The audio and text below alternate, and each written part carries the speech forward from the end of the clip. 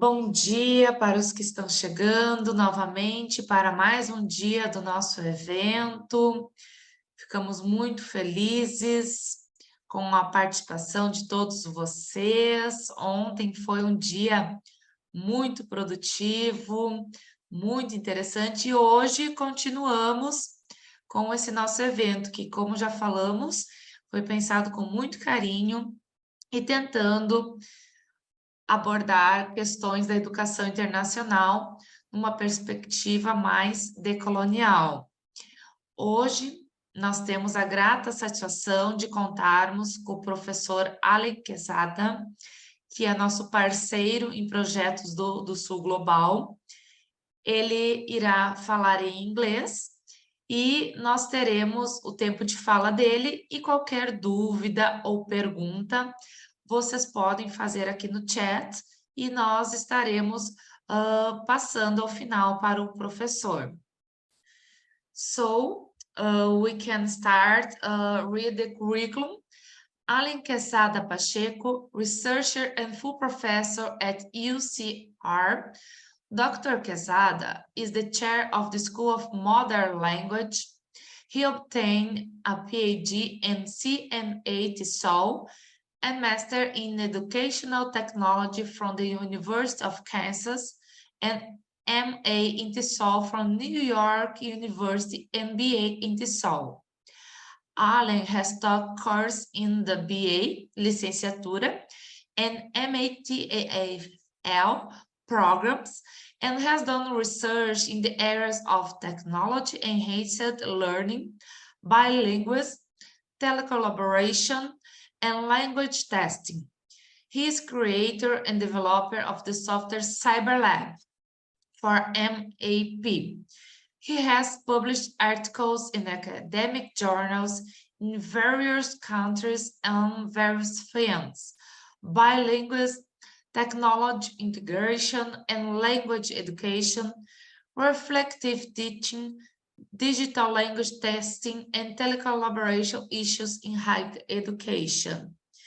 Então, Allen Quesada é um professor que trabalha conosco já, como eu falei, no projeto de educação do Sul Global, e hoje nós teremos a honra de ouvi-lo e compartilhar as suas experiências. Allen, you're welcome. Thanks for this partner, and now the talk is you. Thanks for all, and thanks firstly for your collaboration, because in Costa Rica it's 5 or 4 o'clock. Yes. AM, yeah, in the morning. Yeah. Okay, so good talk. I'm here. Best event for all. Thank you.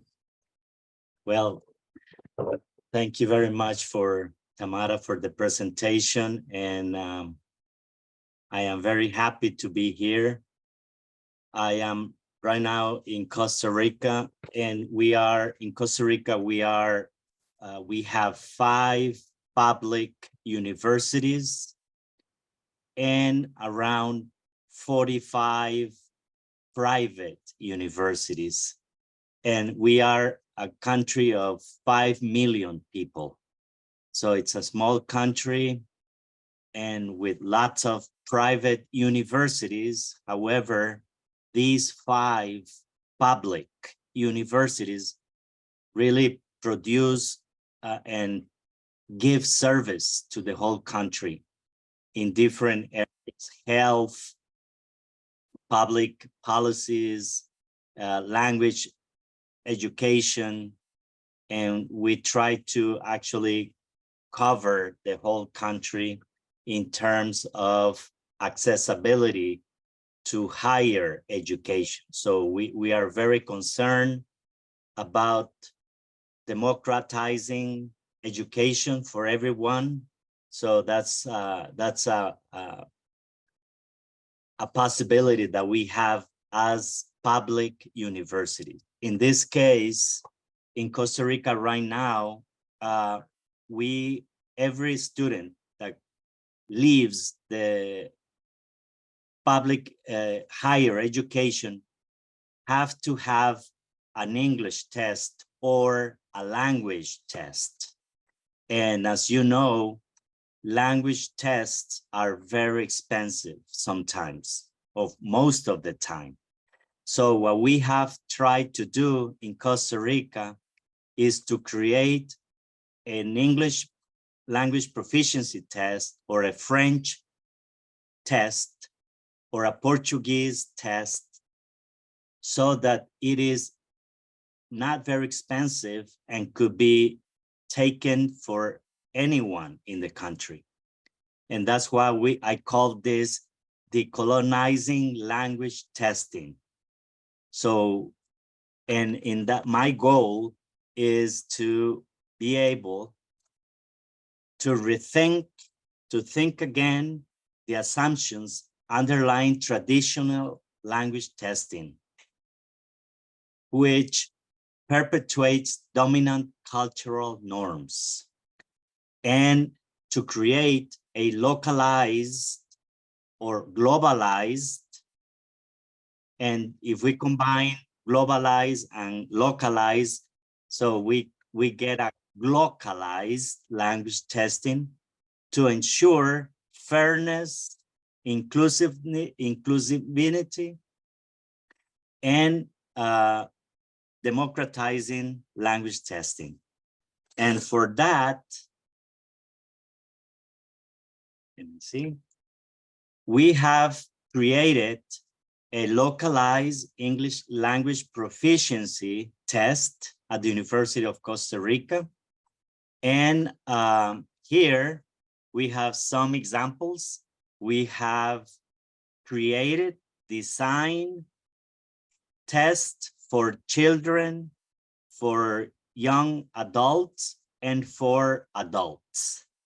And what we have done is to not only create those from the university, but we have done a needs analysis. So we have involved people from primary school, teachers from primary school, from secondary school, from university settings, that they get involved in the construction of the test. They are part of the whole design and the content. So that's why we call it localized, because it's with international standards. However, the construction, the design, the development of the test pertains to the needs of the population that we want to test. This is very different from those commercial tests that they impose their own thinking, their own cultural backgrounds without considering particular context. So we have done a very good job in getting people involved in the construction of the tests. And these are some examples. The last one, we have an avatar. We are using artificial intelligence to assess, we evaluate oral proficiency. And this is a work, an alliance with an artificial intelligence company that we have worked together. We provide the research for continuing improving the scoring of the language test, of the oral language test. And as you know, when we speak a foreign language, we need to be concerned about the pronunciation, the fluency, the vocabulary, and the grammar. So we have tried to incorporate from non-native and native speakers to incorporate the scoring that is fair, that is pertaining to non-native speakers. So the algorithm is trained to detect non-native speakers and native speakers. So this is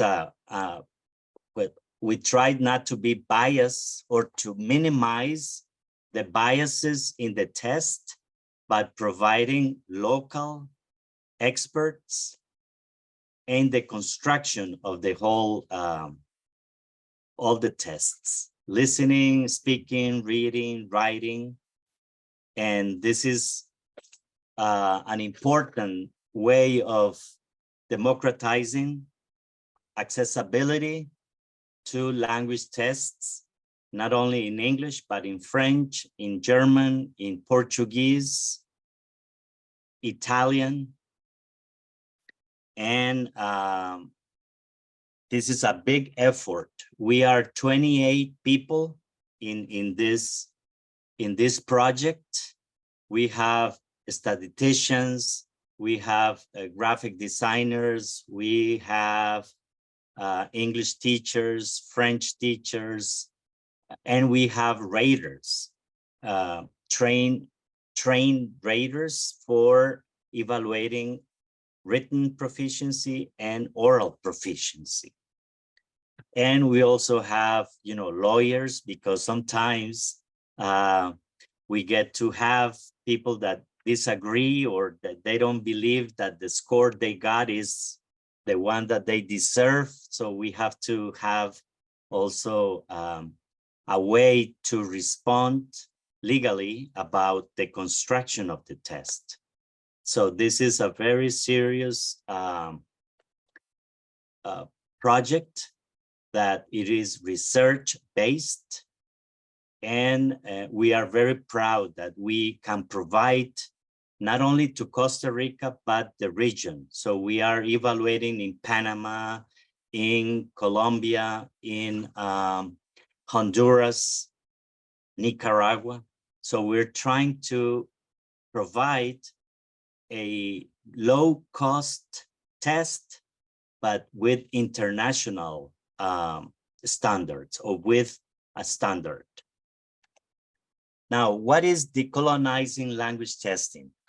So in terms of, if you see the graphic, so assessment or standardized assessment deals with content, the form or the format of the test, and the agency, what it does, or what the consequences of taking the test. We have low stake tests that are required for a job, or low stake tests, for example, for diagnostic purposes, or placement tests. So, and decolonizing language testing, to me, is the process of challenging and changing the dominant Eurocentric ideologies and practices that have historically shaped language testing. In this case, the biases that come from the creators of those tests, either in England or the US. Most of the tests, the commercially language testing, from Pearson, from TOEFL, from IELTS, they have some kind of practices and ideologies within the test that may not fit our ideologies. So we have to rethink about the norms and assumptions that underlie traditional language testing practices. And that's what we want to do. We want to create more culturally and linguistically responsive ways of assessing language proficiency. So in the case of our tests, the users of the test will see things about Costa Rica, pictures about Costa Rica, or the region, the Central America region. And the reading are about our idiosyncrasies. And of course, biases in standardized language testing. This is very difficult to mitigate but we need to make efforts to minimize biases, and especially against global South. And it's hard because, you know, those tests are being created by people that don't belong or have no idea about our needs. And sometimes those biases are in the test and in many parts of the test. Another thing is the challenges that we have in the colonizing language testing. The global North biases, of course, as I mentioned before, in language test, they reflect Western cultural values. And sometimes those values are not, you know, they're in contrast with our own values. And the lack of nuance in test scores. So testing scores is very hard because sometimes they don't explain very well the scoring, and we assume things, or they assume that everyone would be in the same sack, as I said, and they rely too heavily on quantitative data, and sometimes, you know, we don't have the qualitative information about the tests, and that's a big problem in terms of how we use the scoring of the test, or how those scoring tests are being used, either to hire someone or to place a person. And of course, the complicity, as I said, with global neoliberalism, and which is tied to market-driven conceptions of education. So, you know, language testing is a business.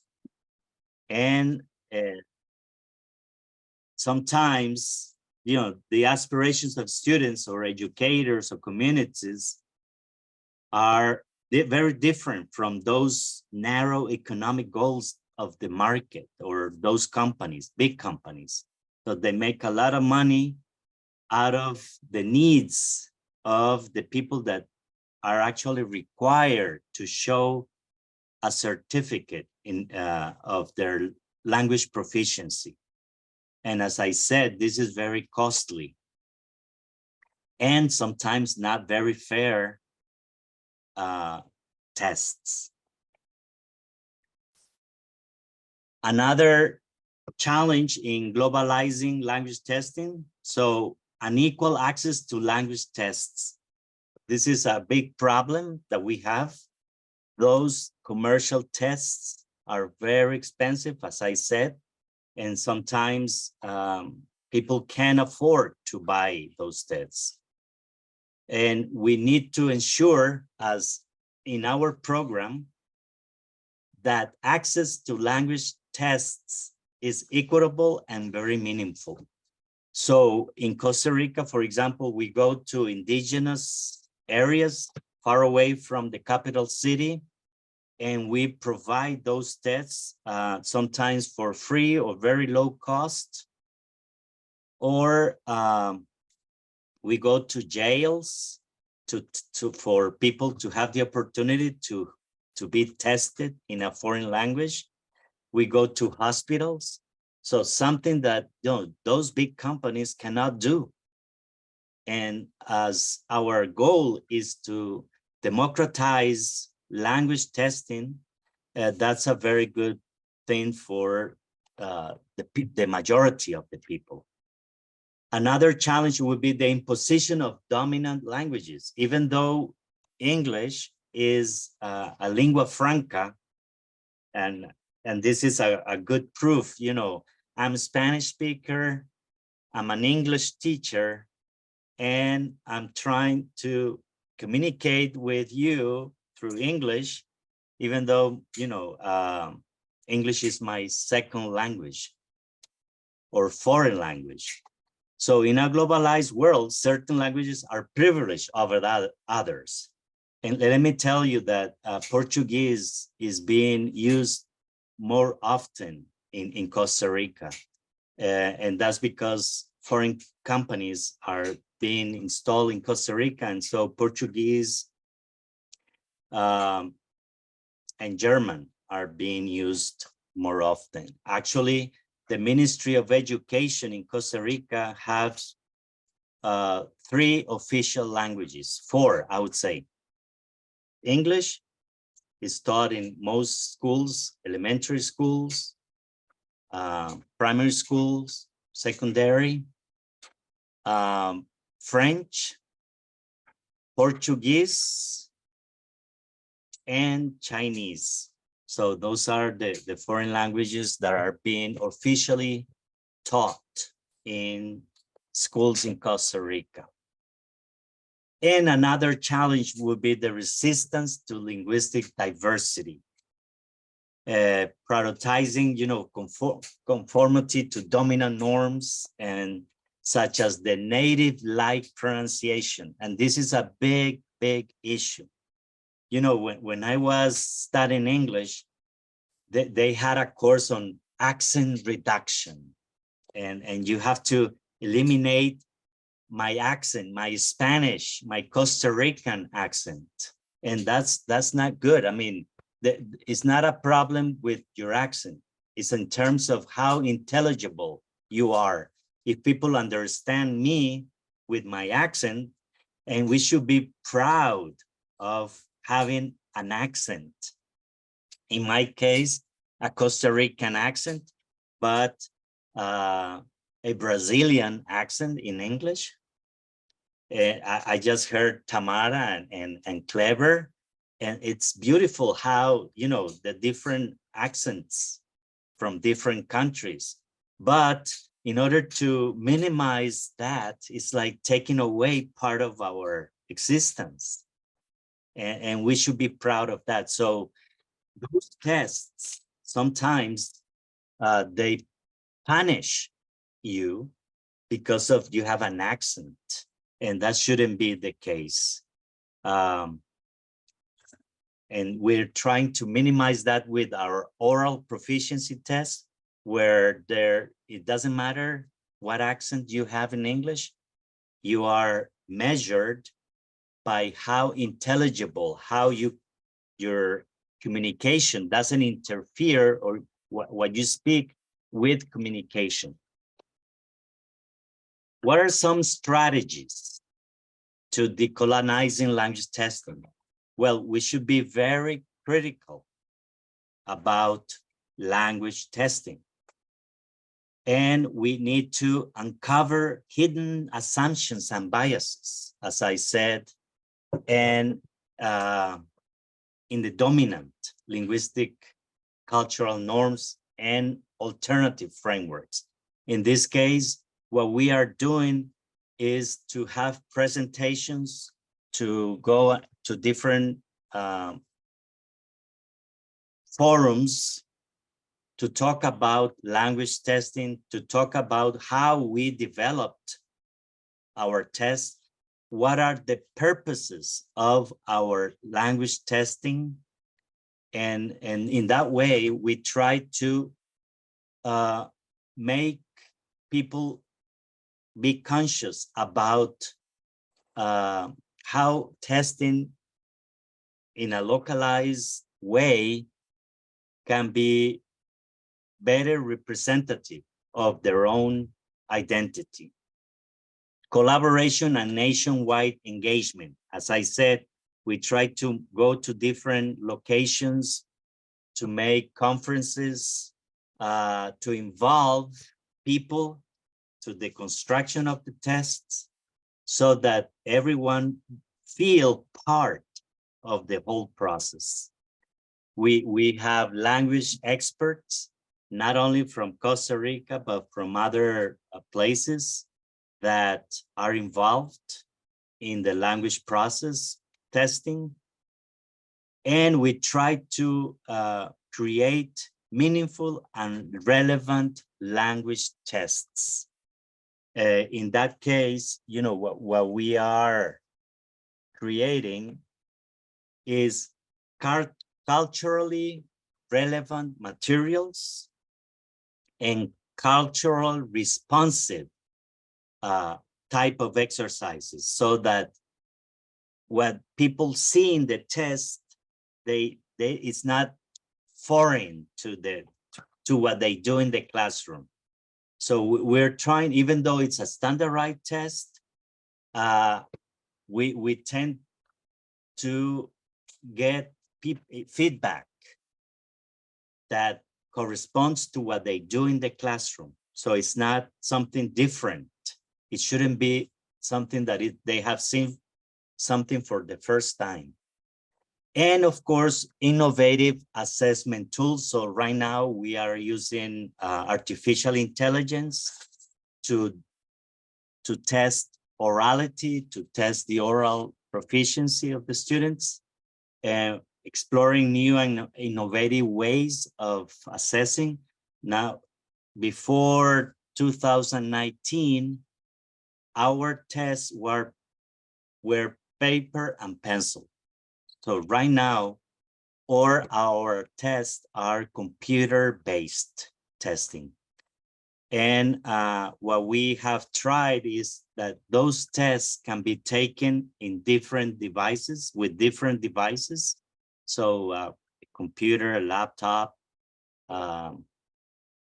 even in a cellular phone, depending on the type of test. The oral test could be taken in a cell phone, for example.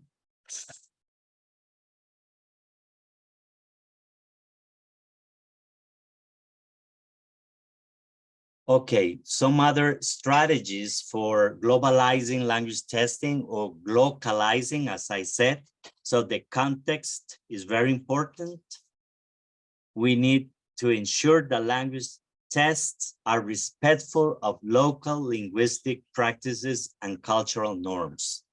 And this is key to the kind of test that we are developing at the University of Costa Rica, where the context is important, the involvement of the people that take part in our test is important, and of course, classroom-based testing.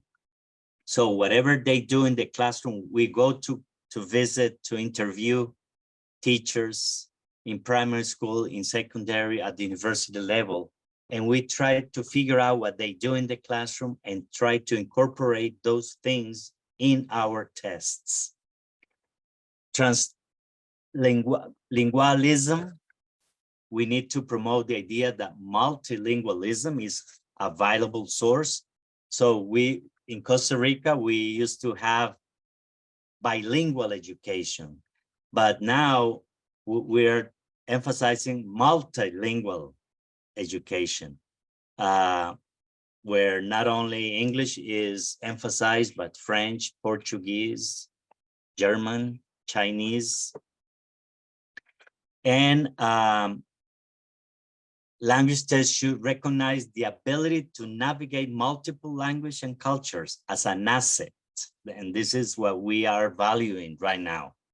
And of course, technology. We need to explore the potential of technology. We have to take advantage of the technology.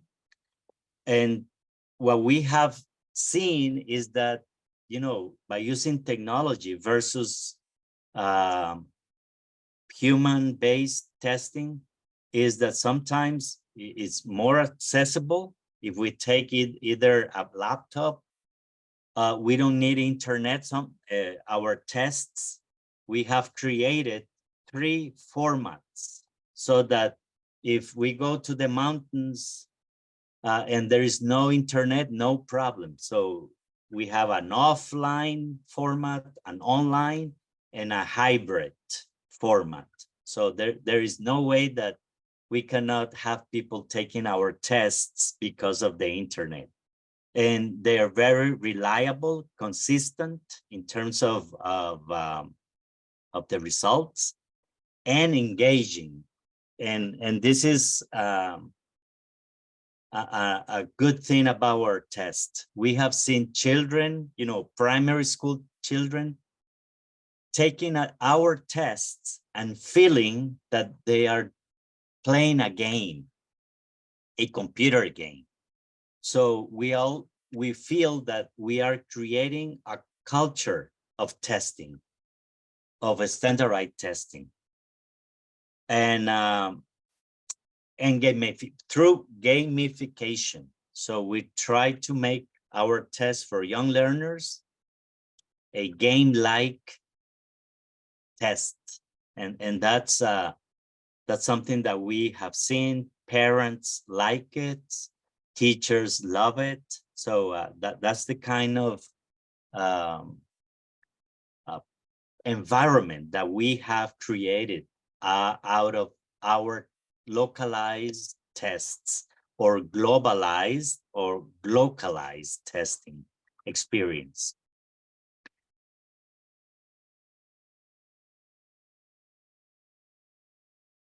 Okay, some implications of decolonizing and localizing language testing. On the graphic, you have here some standardized tests, commercial standardized TOEFL, in order to travel or to study in a US university. So we have to take the TOEFL or TOEIC, GRE, IELTS if you go to Europe. And we have localized kind of tests like the international language tests, Arabic, Japanese, Korean. And now we could say, well, the Costa Rican language proficiency test or the University of Costa Rica language proficiency test. And what are some of the implications? Well, empowerment and social justice. Through decolonizing and globalizing testing, we can empower individuals and communities that have been historically marginalized.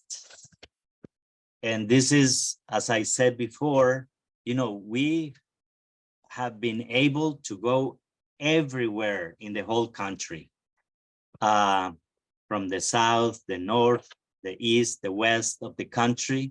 We have been able to provide language testing to poor communities, to rich communities, private schools, public schools.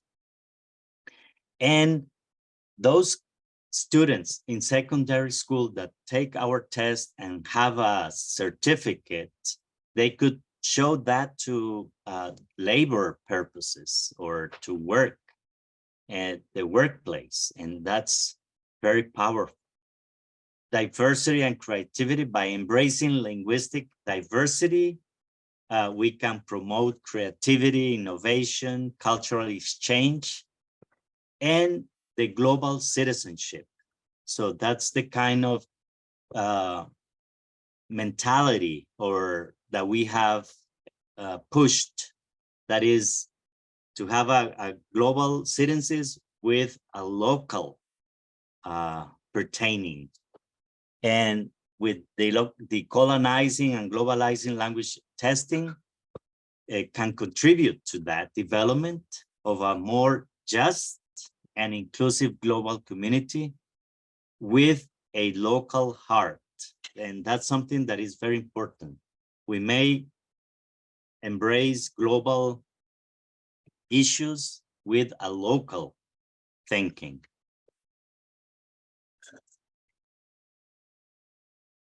And the way forward, what's the next step in decolonizing and globalizing language testing? Well, through a lot of work on collaboration and dialogue, on reflection, we need to create spaces like this one that we are having right now to open inclusive dialogue around language testing and testing issues. As I said before, we should involve stakeholders, people in charge of deciding who gets a job because of your language proficiency, to get to explain how a score can be interpreted and inform people about the language testing. That is our responsibility. Another way forward, what's next, will be flexibility and adaptability. So one important thing about our tests is that we can adapt to different populations, something that a commercial language test cannot do. They come from already packed, and we can change items. We can change the content according to the needs of the population that requires to take a test. That's a challenge, of course, but we are doing it. And that's why our tests are very pertaining and very popular, I would say, because we are open to new ideas, to the needs of the companies or the schools.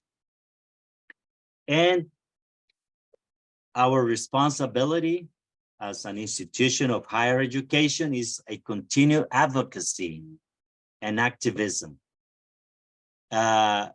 This is a very political issue, but we need to fight inequality and social justice. That's our responsibility in terms of promoting linguistic diversity and equity.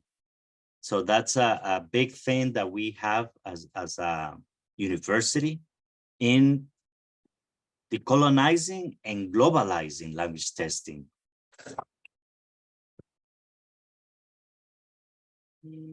What are the advantages now? So this is a map of Costa Rica.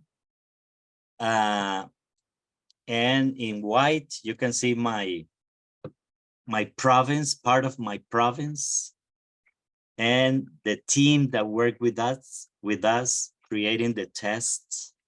Some advantages of localizing language testing is that it could be provided at lower cost, as I said before, or at no cost whatsoever. And we have the experience of the Ministry of Education in Costa Rica.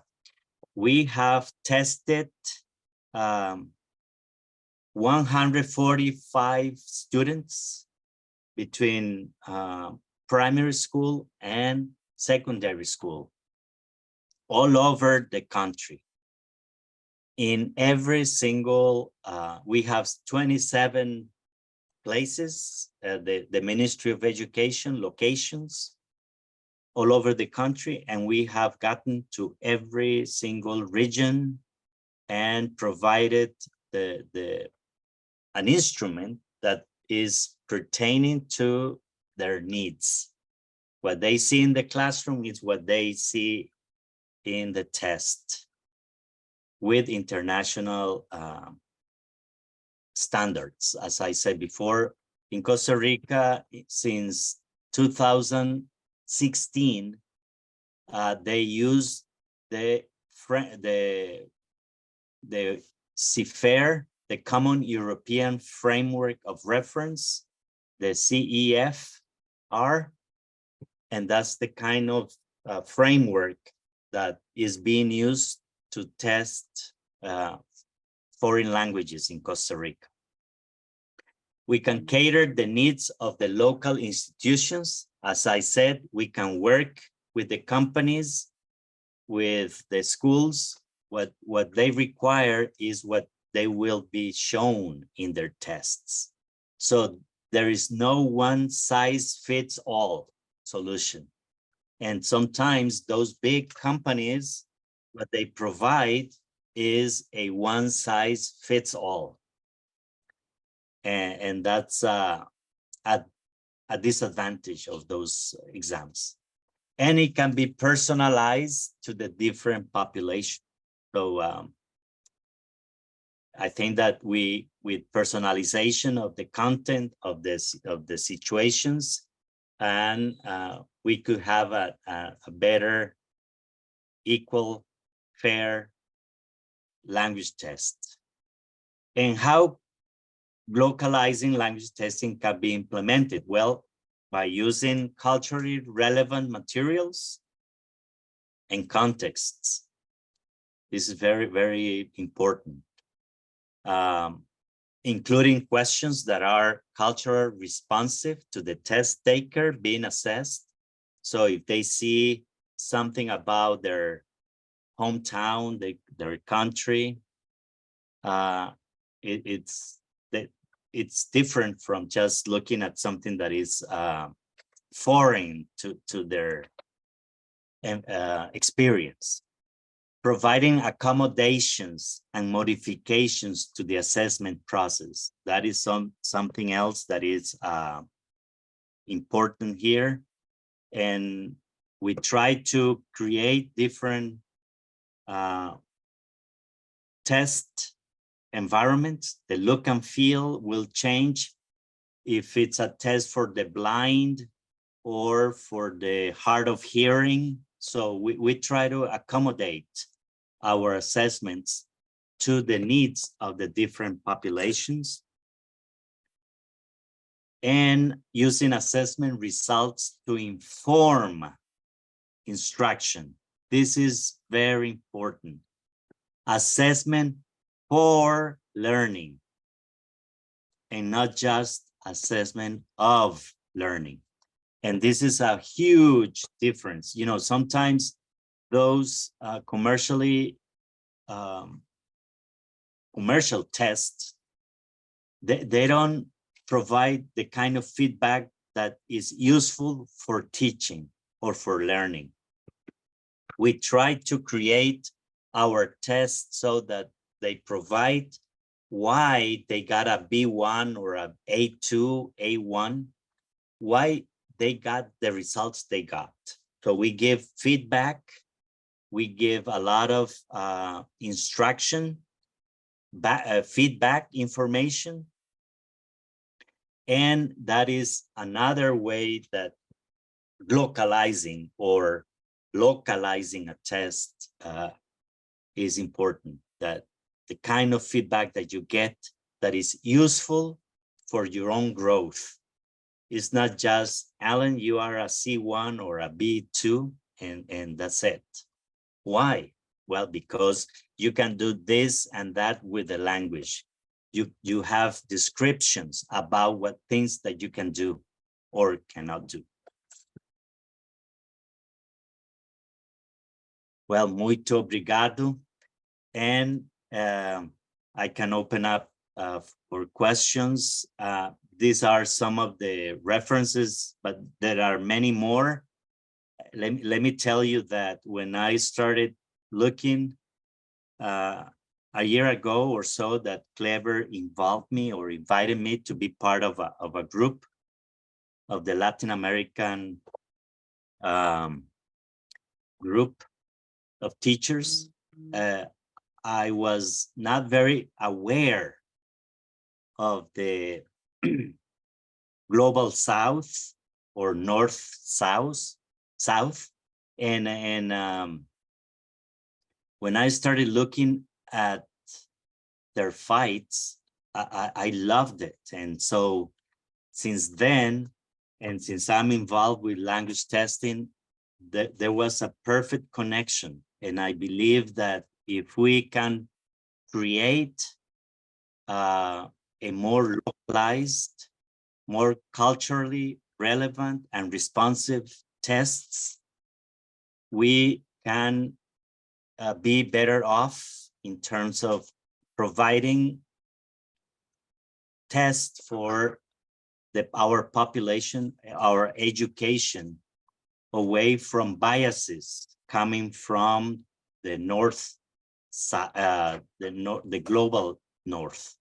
So it's been a pleasure to be here, and I hope that you can get away with some ideas about the importance of decolonizing language testing and globalizing language testing. Thank you, Alan. It's a pleasure for us. It's sometimes very difficult to think about testing in Latin American countries, but looking at your example, it is a hope for us. Paulo Freire said, the unpublished viable, the inédito viável. So we have some questions here. Laura, she isn't, she hasn't a camera, but I will talk this question. So the first question is, these tests are recognized by the universities of the Global North. Are they accepted? Yeah, something that is very interesting is that, you know, those commercially tests, commercial driven tests, they people in their mind, it's so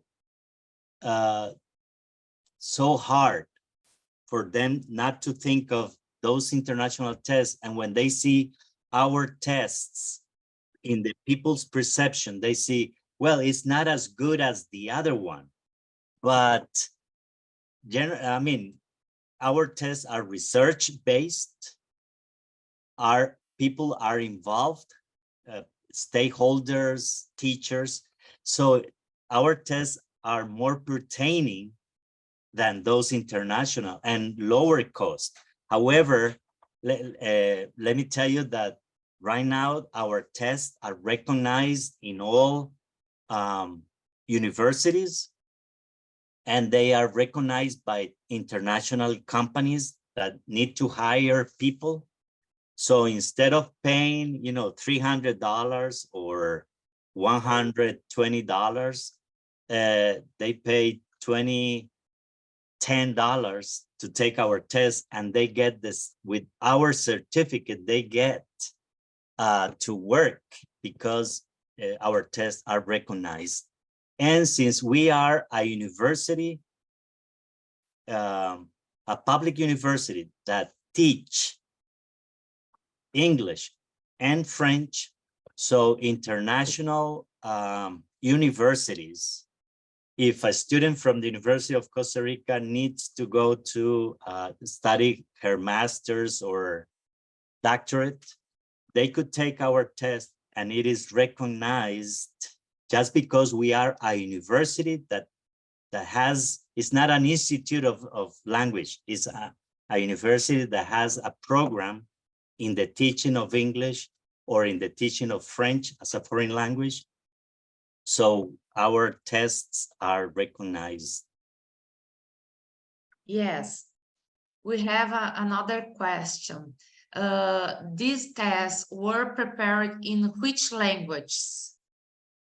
Yeah, since we are the School of Modern Languages, let me tell you that we test in 25 languages, but the most popular ones are English, French, Portuguese, German, Italian, and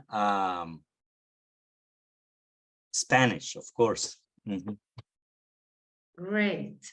Another question is, having other languages, not just English, how was the challenge of working with different languages? Because English has a status, but other languages, how does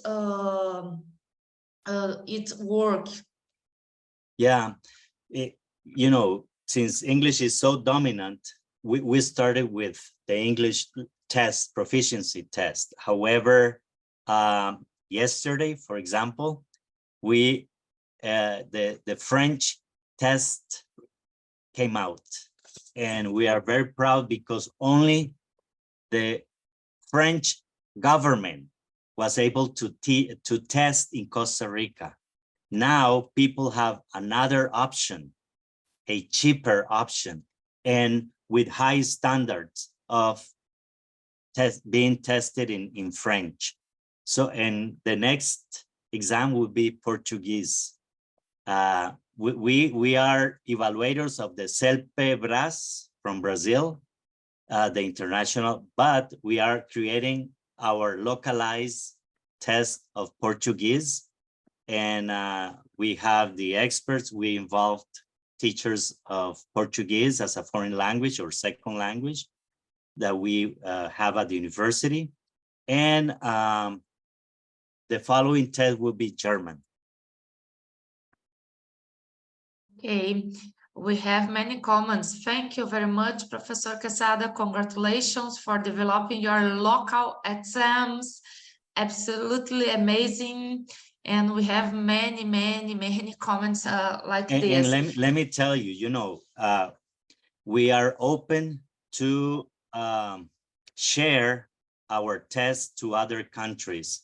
And with the universities, we can do some alliance, and those tests could be, you know, offered in Brazil, for example, in different universities, just to show we won't charge. You know, our idea is to get better and to provide, as I said, cultural, responsive, culturally constructive tests that may pertain, that won't be an obstacle to get a job just because you cannot afford it, and to have a test that is with high standards. And that's our goal, to have research-based testing, to make improvements, to get better results, especially with the oral tests that use artificial intelligence. We have experts providing data to the test so that it gets better at pinpointing the scoring, and that's our own responsibility to have experts overseeing the tests, and not just, you know, leave it there without checking if an item is working or not, or we can modify the test in some ways. So that's a very that's our responsibility as language testers, to get the best test possible and to get the best results for different populations. Good. It's an example, think global and act local. Yes, that's what we want to do, you know, Yes. to Clever. think globally and to act locally. That's okay. Clever, you have a question, please? Well, I really appreciated your presentation, Alan. You inspired me. It's wonderful for us. You know, it's an honor for us to have this opportunity to learn with you. Well, Alan, what conception of language do you define in these decolonial exams? How to access different varieties of English present in our linguistic and cultural communities? And how to evaluate another language or linguistic varieties such as local language, for example, sign language, indigenous language, and so on. Can you share with us some idea about it? Yeah, it's a challenge to do that, but we must do that. I mean, our indigenous population language is being lost. At the University of Costa Rica, we try to revitalize our indigenous languages, and we are creating materials and even English. We are taking English, but we have to analyze their context and the vocabulary and the pictures and the everything that belongs to that kind of their own environment. So we're not trying to impose on, for example, pictures of the city in New York, but we're trying to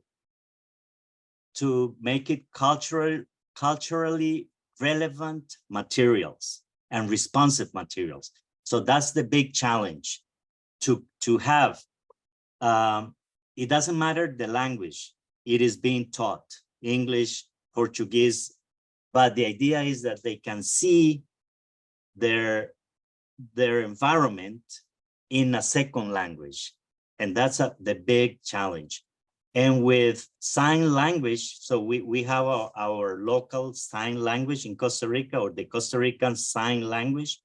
And the same thing, we're trying to create through testing with video, the sign language of Lesco. So Lesco is this in Costa Rica. And we're trying to create also the opportunities for people that want to learn to use sign language to be tested with the culturally relevant materials and culturally responsive materials. But that's a big challenge, Clever. Okay, thanks. Thank you, Alan. Tamara, if I believe that there is some colleagues have open their camera and asking Yes. some question to the Alan. Feel comfortable, friends. Yeah. What do you think? Eu gostaria de pedir que todos abrissem as câmeras, se possível, né? Porque a gente já está se encaminhando para o final. Se alguém tem alguma questão, porque após nós temos a nossa outra conferência com a professora Sharon e com a professora Adriana, que é outro link que vocês têm que acessar lá, outra sala do Zoom. Então, eu gostaria de pedir para abrir a câmera, e quem gostaria de fazer alguma pergunta, que erga a mãozinha. Quem fizer pergunta vai receber livro de presente na casa, autografado do Allen. Muita gente querida aqui, muitas pessoas queridas. Cida Catabianco, faz muitos anos que eu não a vejo. Olá, você tá bem? Saudade de você, Cida. Saudade. Olá. Muito Denise. boa a palestra, muito boa, muito interessante. Essa questão aí da decolonização e esses testes, né, que ele está colocando, mudando o padrão, não é mesmo? Sempre aquele precisava ser, no caso do inglês, o padrão, o British, o American, e esse novo padrão, essa nova referência é modelo para a gente, né? Quem sabe se muda para cá. Thank you. And that's right. I mean, sometimes we hear, in the listening tests, accents from British, but in our test, we have non-native speakers speaking and listening, and say they hear people that have their accent and non-native speakers like me. And that's something that people appreciate. And it's a kind of pertaining the pertainment of the content to their own living is what makes our test also very popular, and they appreciate and they value the efforts that we are making to have a test that represent what they are doing in the classroom, what they have experienced, and what they will see in the market. I mean, when we talk in English, they say that 90% of the times when we speak English with other people is with other non-native speakers. So it's not with native speakers that we, like right now, me talking with you, English is not your native language, English is not my, so that kind of thing is what we need to make awareness of.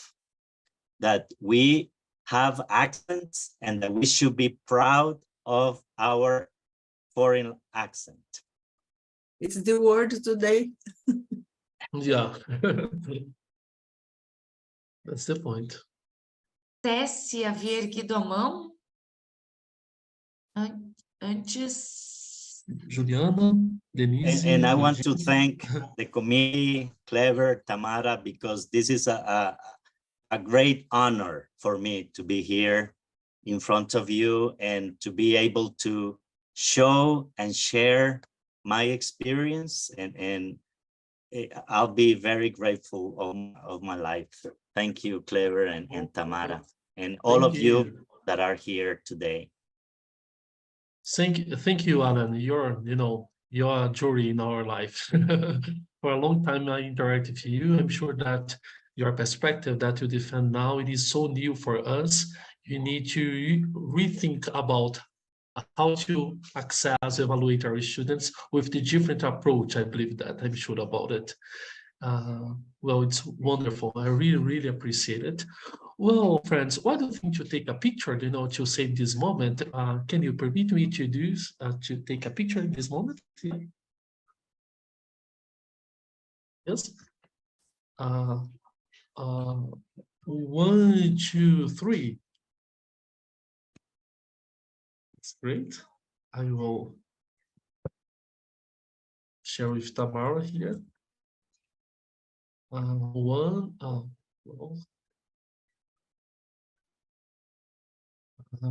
Another one can be. Yes. Another one. 1, 2, 3. Oh, so cute. Alan, thank you. It was unforgettable talk for us. Obrigada aos participantes também. E nós seguimos agora para a nossa outra conferência no outro link. E após teremos o intervalo e as comunicações. Então, quem já apresentou no GT ontem, hoje pode escolher uma sala de comunicação para participar, para acompanhar, e ficamos muito felizes, tá? Obrigada a todos. Thank you again, Alan. See you soon, I hope. Muito obrigado. Oh, muito obrigado, Alan. Muito obrigada. In short time, face to face, okay, Alan? In short time, face to face to interview you. Yeah. Okay. Juliana, Dilma, obrigado. Okay, bye-bye. Emily, Deide, thank you.